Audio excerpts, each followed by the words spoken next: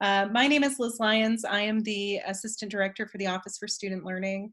And today we were going to have Dr. David Cox present, but he is running late. I think he's stuck in another meeting. So I'm going to go ahead and take over. And what I'd like to talk about today is specifically our Peer Mentor program. There are a lot of programs that the Office for Student Learning provides for New Mexico Tech.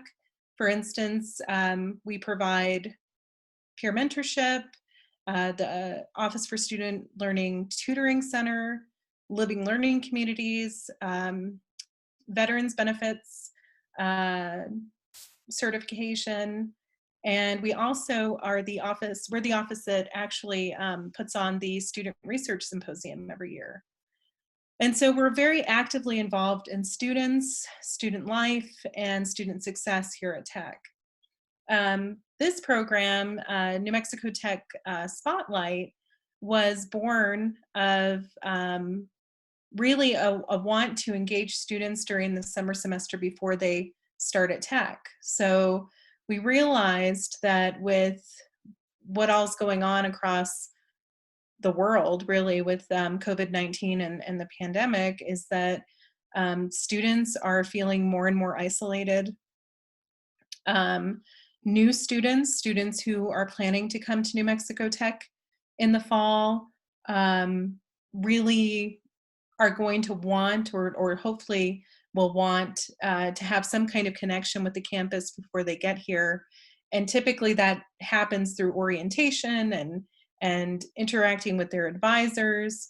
But now that everybody is kind of stuck at home, we had to come up with a plan to try to keep you engaged and keep you connected with the university. And so the peer mentorship program really kind of changed a lot in a couple of months. The first thing that we did was online. And so for some of you, you may know that we have a Discord server where all of our incoming students are split up into different groups. We have 6 different groups, and students are randomly assigned to these groups and randomly assigned to a peer mentor. And your peer mentor is just an experienced student. It doesn't mean that they are a straight A student. It doesn't mean that they're the most, that they're in honor societies and have never had trouble in academics or socializing with others. In fact, we try to find mentors who have struggled, students who, had trouble navigating university life, because we feel like those students are going to be the ones who are more approachable and will have more meaningful advice for our new students. And so we moved everything online. Everything's on Discord, at least for the summer for now. And our hope is that, our new students will continue to interact with our peer mentors. We're hoping to have events like this one, the Tech Spotlight, but we're also going to be having a weekly Ask Tech Anything. In fact, tomorrow we're going to be hosting Dr. Andre Zagrai, who is the chair to the Mechanical Engineering Department. And he's going to be on Discord answering questions. So incoming students will have a chance to ask him anything, basically, anything about himself, his research, his experience as a faculty and an administrator at New Mexico Tech. And so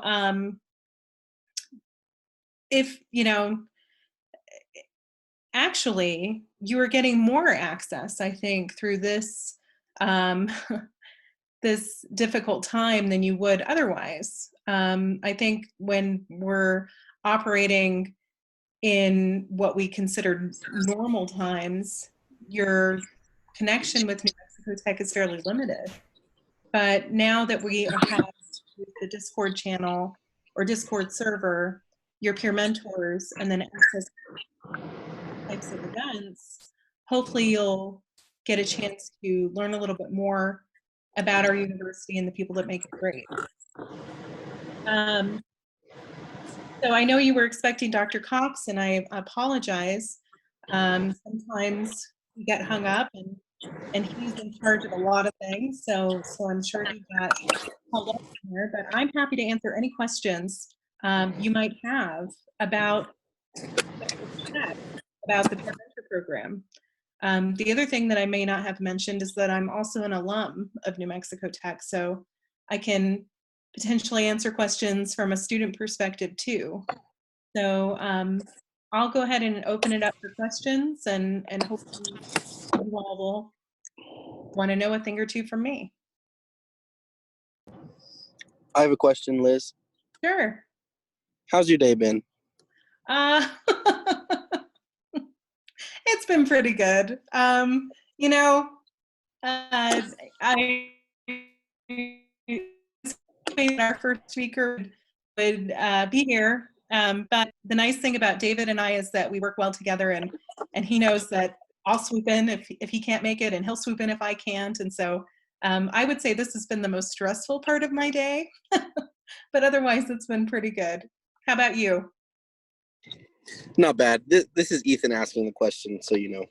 Oh, hi, Ethan. Everybody, Ethan is one of our peer mentors. He's actually the peer mentor for the Roadrunner group. So if you're a part of the Roadrunners, Ethan is your mentor.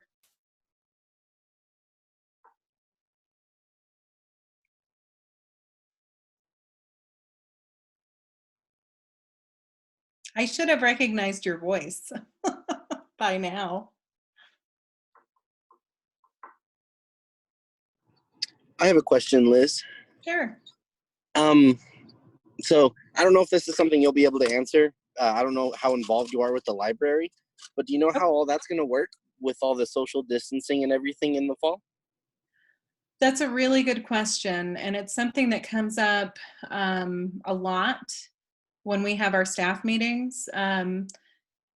The problem that we are facing right now is we are going to have to employ social distancing precautions. And with the library being a social space, it's going to be a little bit tricky. I think David is considering all of our options, you know, um, not just spacing of where people will be, but also access to certain floors, access to certain areas. The OSL at this point, barring further information from the governor or from tech administration, is going to be completely online in the fall. And the reason we're going to do that is because for tutoring, it's incredibly difficult to tutor someone in person and remain 6 feet away from them. Uh, you can certainly do instruction, but tutoring is more of a side-by-side activity. And so unless we get the all clear, I think that's probably what we're going to do for tutoring. But for the library and the use of that space, I think it's going to be a little bit more complicated. And David's probably going to have to come up with a plan as far as, you know, how many people in a certain area, how many people at a table. They're going to have to get creative about how many people are allowed in the building at particular, you know, during specific periods of time.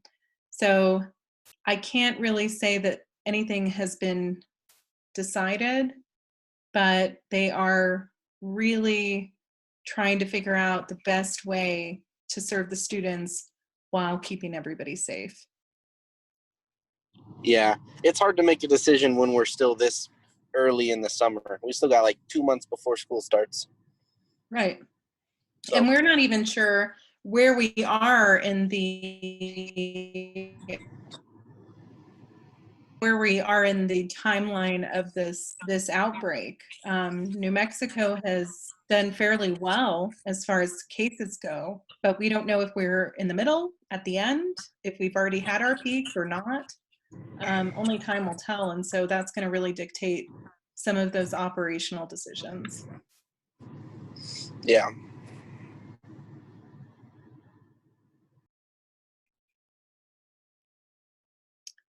Okay. Let's see. Any other questions?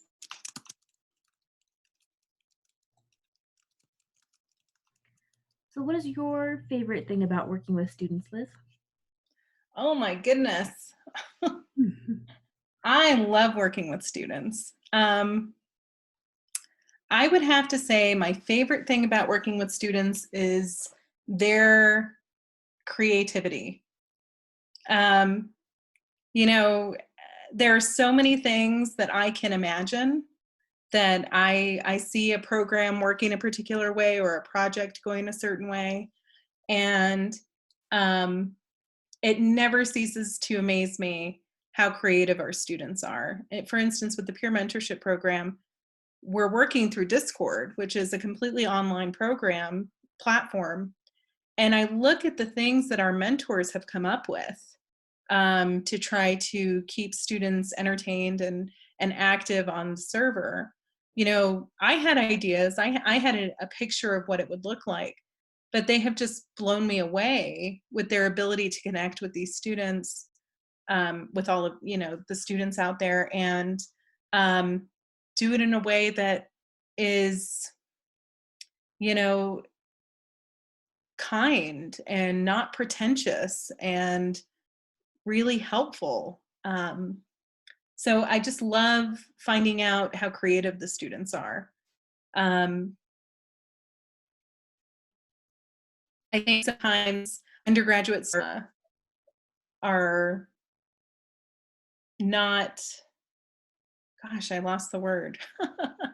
I think sometimes we underappreciate what they can do, but they really are phenomenal in a lot of ways, and not just, you know, techies are smart and they are really strong in their academics, but their creativity is there too, and that is probably my favorite thing.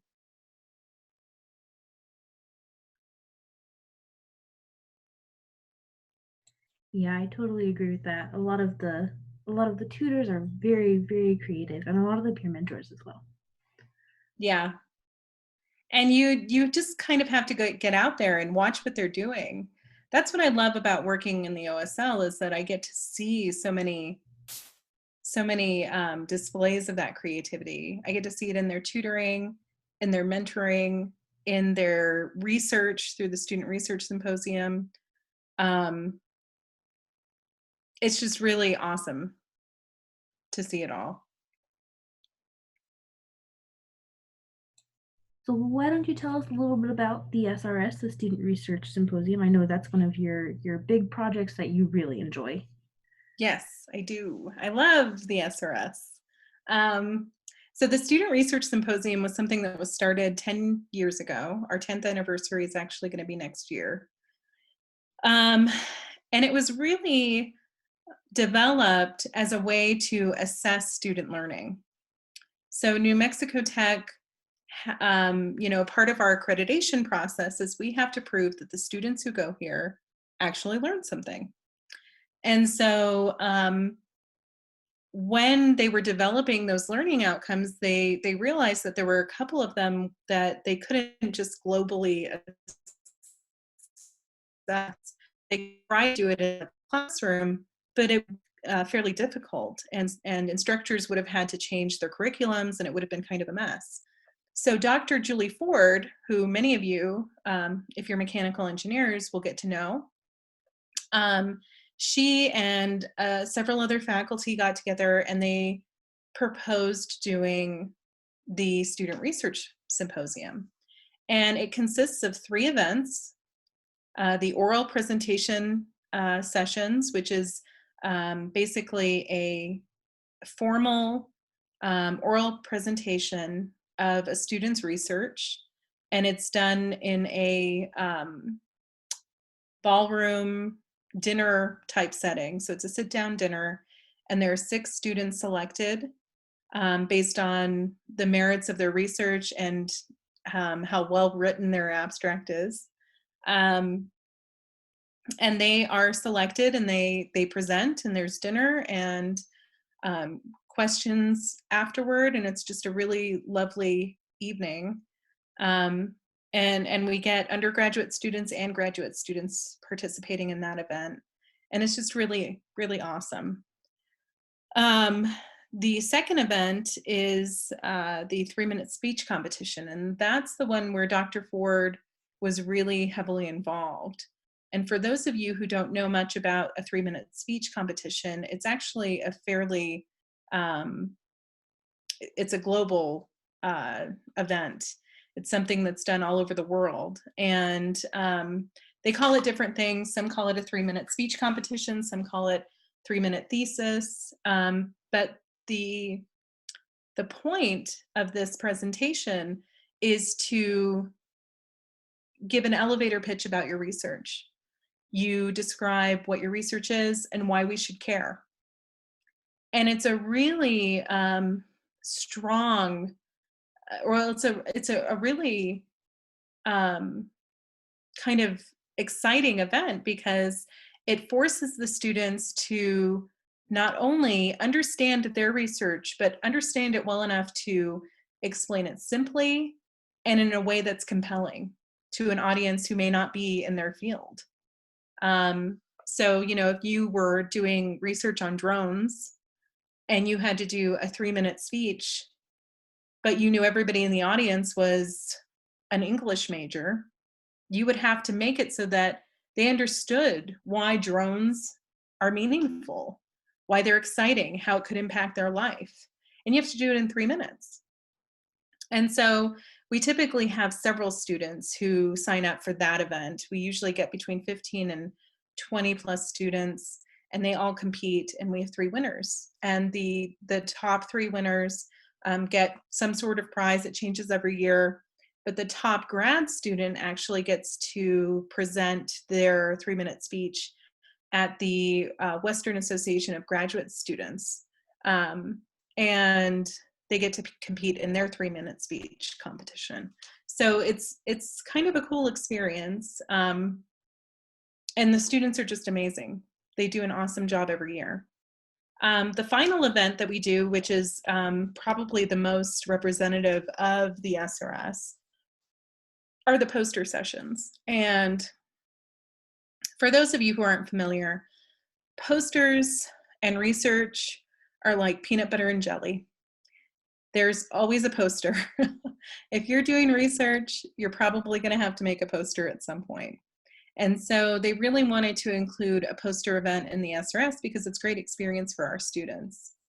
Not only the act of creating the poster, but then presenting that poster. And so we have 4 different sessions. It spans over 2 days, the SRS does. And so we have 4 different poster sessions, and students sign up, and their session lasts anywhere from an hour to an hour and 15 minutes. And people come up, they ask questions, the student presents their poster, and then the student is evaluated. And actually, the students are evaluated for each of these events, and that's where the assessment piece comes in. Where we can evaluate how our students present this complex information to a generally educated audience. And so it really is an effective assessment tool while also being a really great experience for our students. So this year, well, and every year the SRS is held in April. And this year, of course, we weren't able to do the SRS the way we normally do, which is, you know, the 2-day event, and we have each event, you know, in ballrooms and in lecture halls, and, you know, it's just this big campus-wide event where we have lots and lots of people around. It just wasn't going to happen this year. So instead, what we did is we moved everything online, and we used Zoom to do all of our events. And honestly, I would say it worked really well. It especially, I think, worked well for our 3-minute speech competition. So if you guys have time or a chance, go to our website. I'll actually see if I can post it here in the comments in the chat. You can see all of the recordings for the SRS this year. Now, I'm going to say, was it perfect? No, it was not perfect. But it was really good for what it was, for what we were all going through. I am really proud of us. I'm really proud of our students. And I recommend checking it out because, you know, I like to say a lot when I'm talking to new students and alumni and, you know, anybody who's thinking about coming to Tech, look at what we can do. New Mexico Tech is awesome. It's a small school. We don't have a whole lot of students, but we really do pull off kind of amazing things. And so if you have a chance, you have some time to kill, I recommend going to that website and checking out some of those videos because it's awesome. Our students are awesome. They did a great job. So that's the SRS, and I do love it.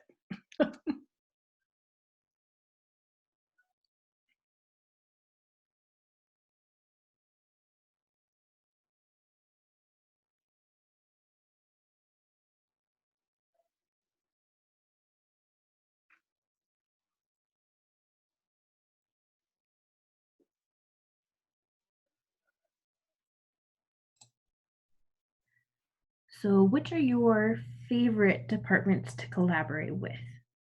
Oh, goodness. You know, it's funny because the Office for Student Learning actually exists within the academic affairs side of the house. So we are in the same division as the academic departments, as the library. And so the OSL is actually overseen by the library. And that is why David is our director. But when I collaborate, I typically collaborate with the student life side of the house more. I do work with faculty a lot, and there's a lot of work that I do in service to academics. But when it comes to developing programming, um, you know, getting things to work, making sure that we have programs that students want to participate in. I work a lot with student affairs, Michael Volgrel, who hopefully you guys will be talking to during orientation. I work a lot with counseling and disabilities. I've done a few things with Res Life. Earlier this year, I was working on a grant proposal that really involved so many departments, but specifically financial aid and Res Life and some of the academic departments. So I wouldn't say I have a favorite. Well, no, I do have a favorite. I would say my favorite is student affairs. Michael Vogel and his staff are awesome, and they work really hard for students. He and I are like-minded in a lot of ways, and sorry, we just really want to get stuff done for students. And so I would say if I had to pick a favorite, it would be him and his office. Tristine deserves love too. Absolutely. Yeah, Tristine is fantastic to work with from the student side and from the staff side. Yeah.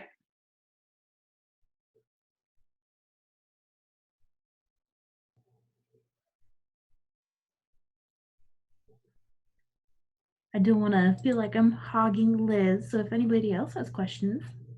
Yeah, anybody have questions? Hi all. Hi. Hi.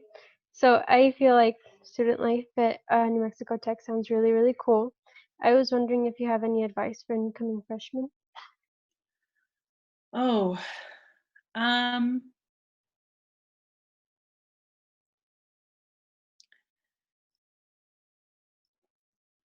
I do. If there is a resource, sign up for it. If there is tutoring, go to tutoring. If there is peer mentorship, join it. If there is a workshop, go. there are a ton of tech that even our seniors don't know about. When I teach the peer mentorship class, which we teach for our peer mentors, so our senior level students, one of the first things I go over are just the different resources across campus. And I don't know how many times these students have come to me after class or even during the discussion and said, I had no idea that tech offered that. And that tells me a couple of things.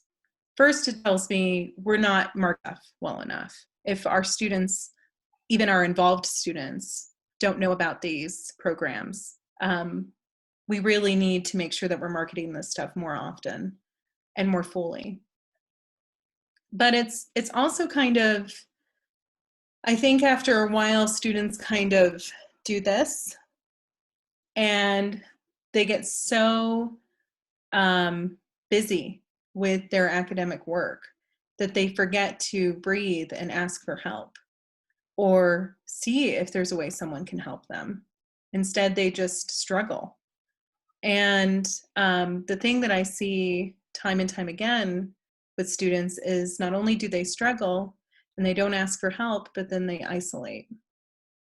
So, they'll go directly to their dorm room, or they will not go to the study group or not go to the club meeting. And that to me spells trouble. It's hard sometimes, especially when you're new, to put yourself out there and get involved. But those things, those events, those groups, those people, those are all small pieces of the life preserver that's going to keep you here. Developing relationships in those environments are going to ensure that you're here.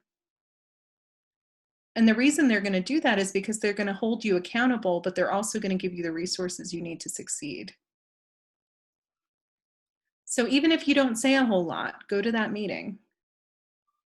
Even if you're not able to volunteer a lot of your time or participate in the discussion, go.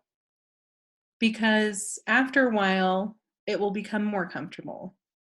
You will feel more welcome. And you'll stick it out. One semester will lead to the next, and all of a sudden you'll be in your final year. And those connections, those relationships, that activity is what's going to keep you here. So that would be my advice for a first year student, for an incoming freshman. The reputation of tech is that it's a really hard school. And it is. And it is because science is hard and engineering is hard. That's not unique to tech. It's because those fields are hard. But to be successful at tech doesn't take a genius. It takes someone who's resourceful. It takes someone who is kind to themselves and asks for help.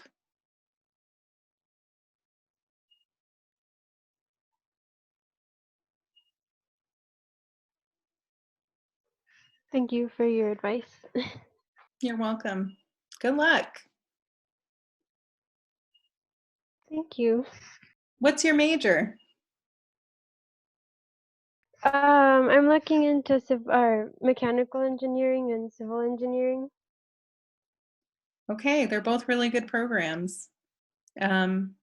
Civil's smaller, but they have great faculty.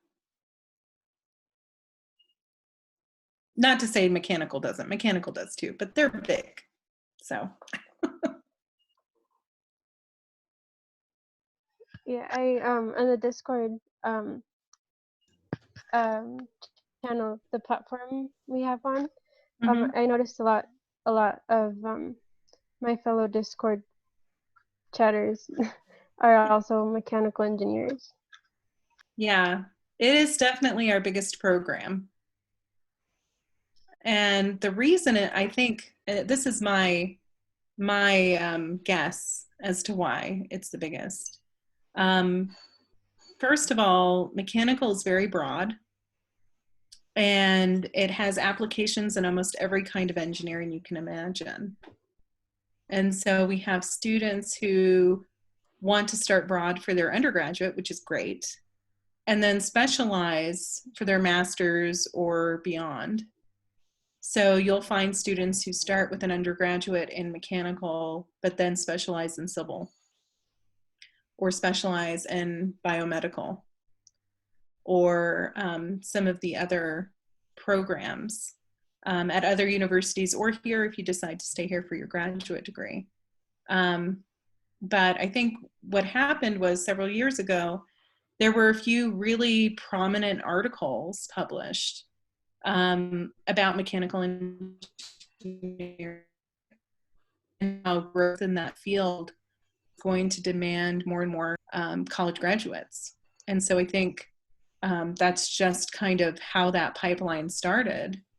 And we had a huge influx of mechanical engineering students in the late 2000s, and the department has just grown ever since.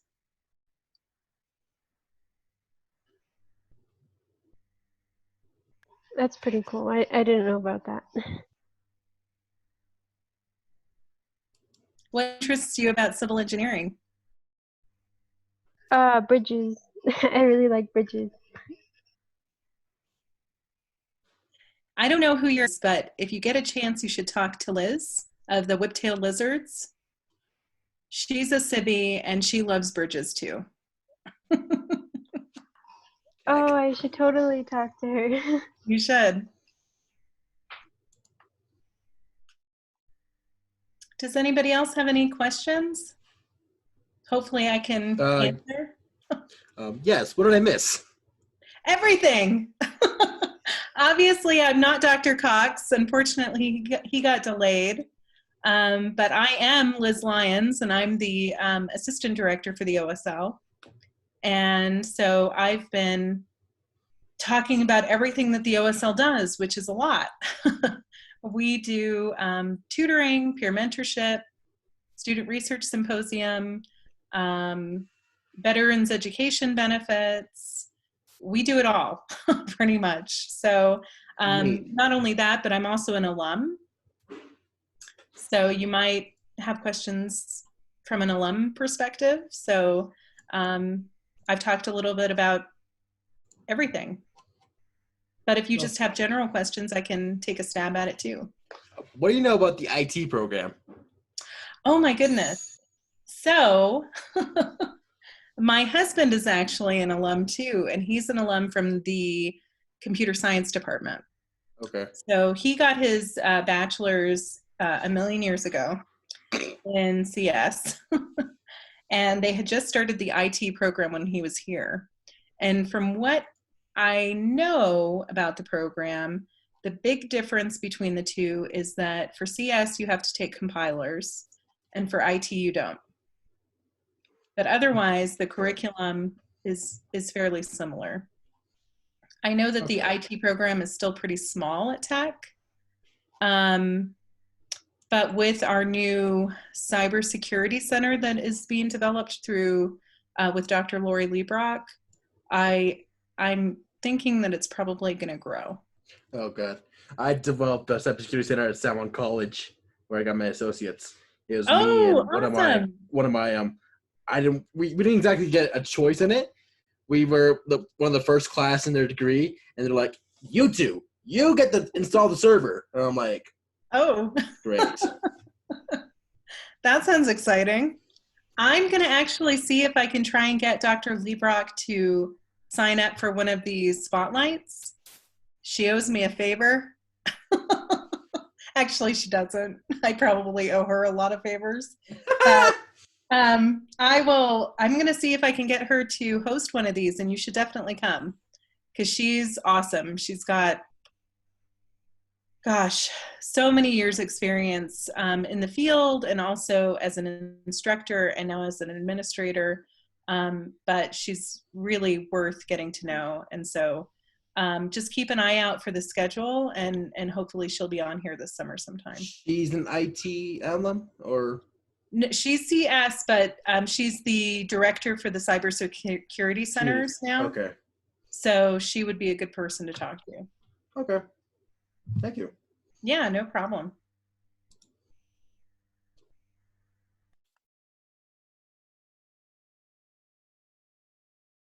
We've got about 15 minutes left.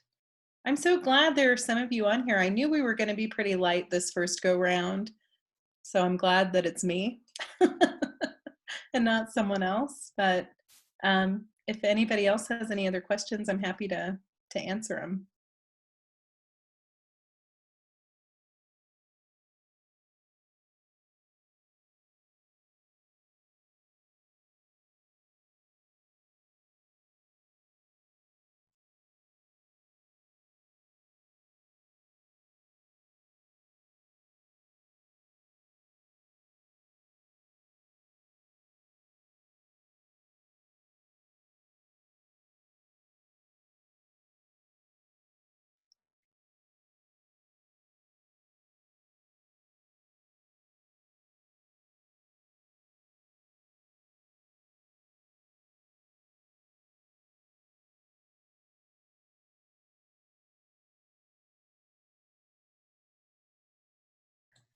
So as part of the OSL staff, you actually do a lot of training and you help teach the peer mentor class. What's your favorite thing to train and or teach on?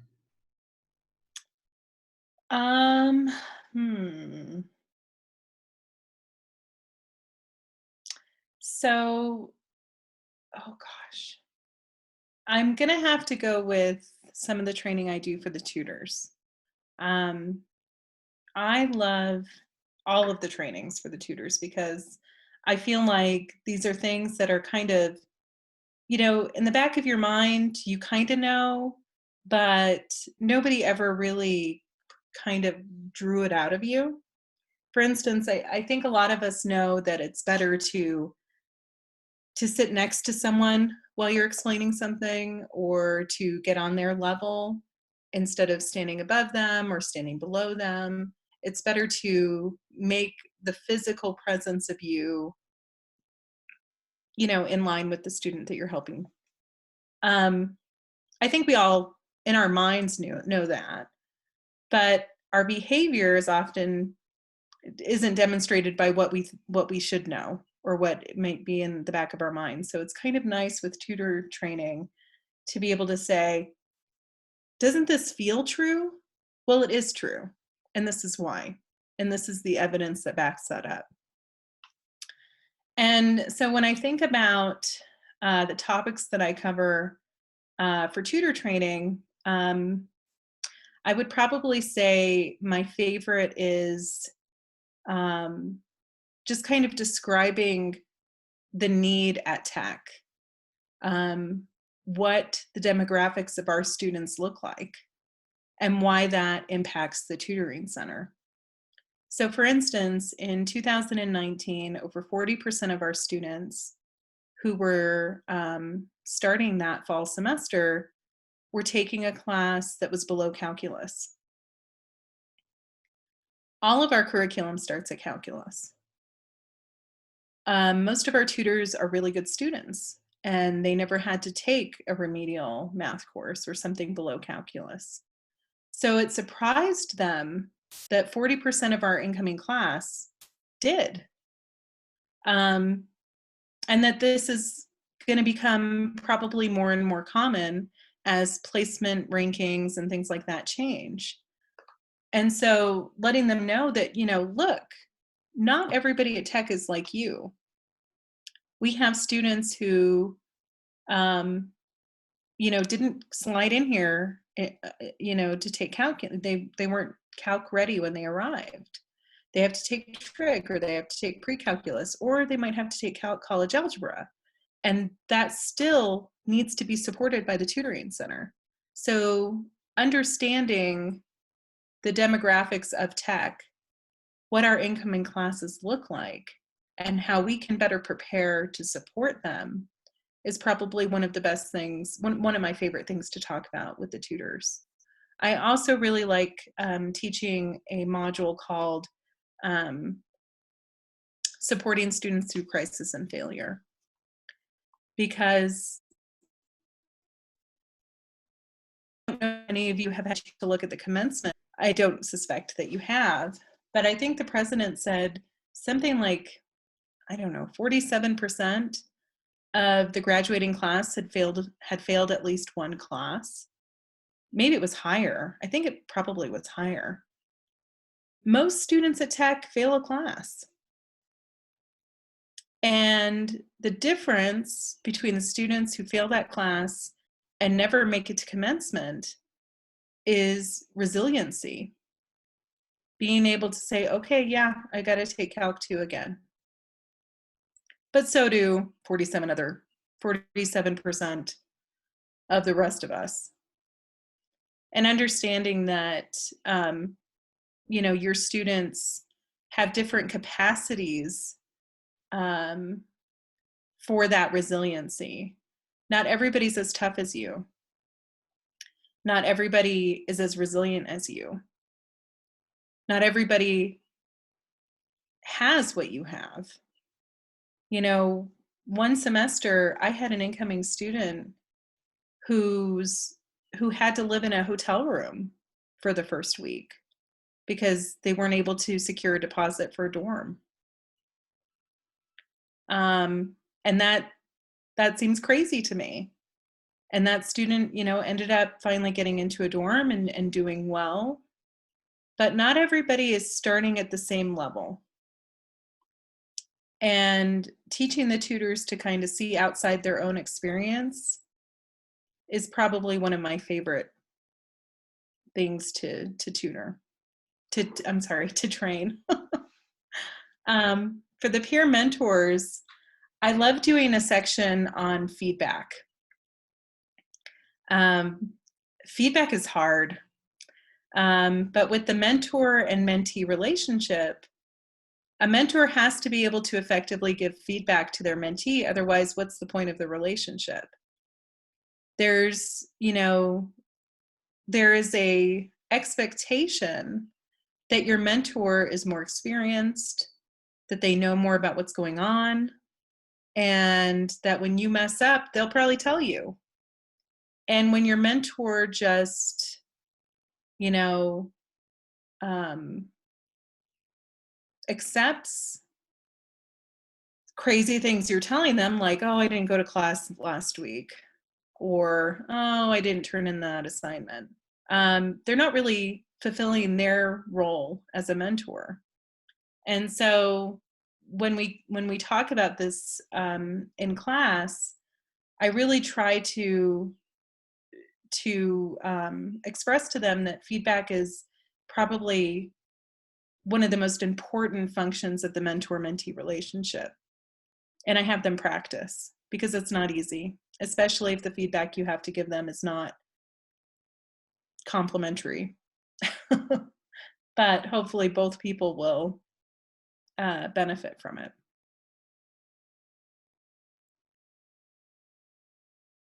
All right, we've got about 5 minutes.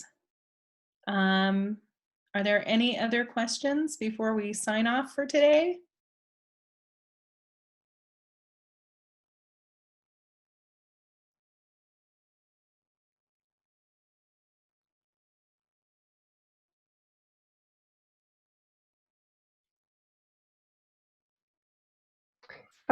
I just wanted to say thank you for talking with us. It was really informative. Is that the word? Yes, thank you. Of course. Thank you for coming. I'm really glad that you got something out of it, and you know, there will be others presenting in the next couple of weeks, so just keep an eye on that. We're going to have a lot of people, a lot of faculty, folks from student service departments who are far more entertaining than I am, and you know, so just come back. Oh, and I wanted to let you all know that these are open to your family too. It's not just for students. So if you see one on here that you think maybe mom or dad would like to come to, maybe they might have questions, go ahead and share the link with them. Because although the Ask Tech Anythings are just for students, the spotlights are for everybody. So That's pretty cool.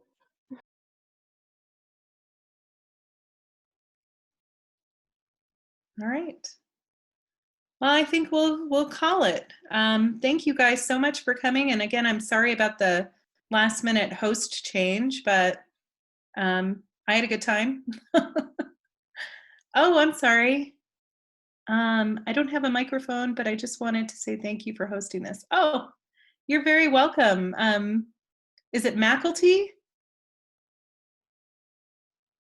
Did I say it right?